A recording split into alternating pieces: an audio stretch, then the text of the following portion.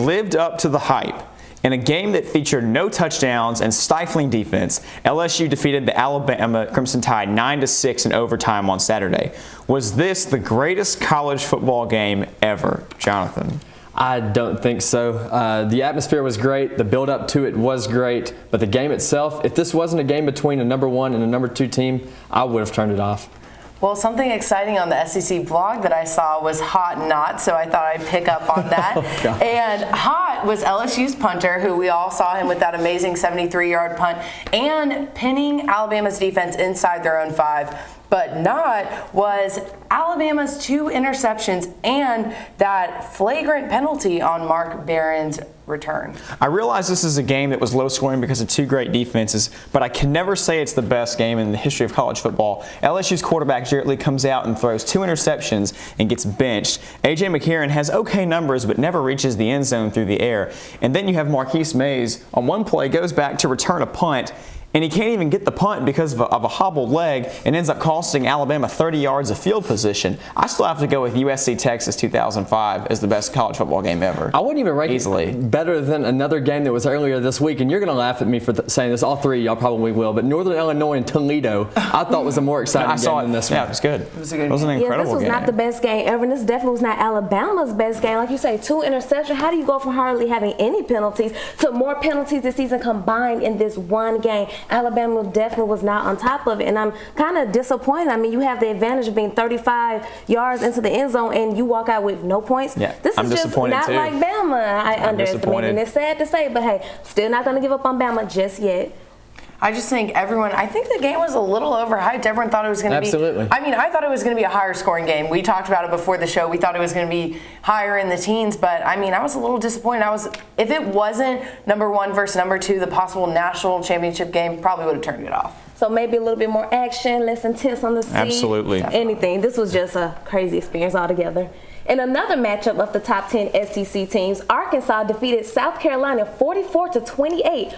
Arkansas only has 1 loss this year. Could they possibly sneak up and ruin LSU's season? Not in Baton Rouge. It's not going to happen this year. And the reason being, defensively, LSU with Tyrann Mathieu, Eric Reed, Brandon Taylor, and Maurice Claiborne, they have arguably the best defensive secondary in the nation. And look how Arkansas played against a comparable defense in Alabama.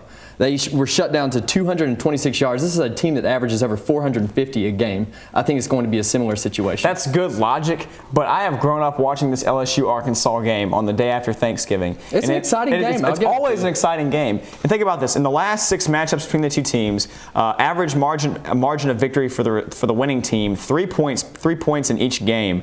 And some of the best players in the nation we've seen, Darren McFadden, Jamarcus Russell when he was in college. So I definitely say Arkansas can win. Hillis, Felix Jones, yeah, Peyton Hillis.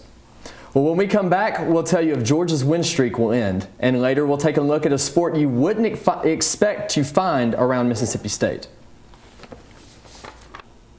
Welcome back. With South Carolina's loss, Georgia controls its destiny in the SEC East. The Bulldogs have 2 conference games left, starting with this weekend, Auburn, and next weekend against Kentucky. Will the Tigers ruin the Bulldogs' impressive comeback? I don't think so, and definitely not in Athens. Georgia is another team with a very solid defense, except theirs has kind of flown under the radar this year. And please tell me, is there a better player at getting into opponents' backfields than Georgia's Jarvis Jones?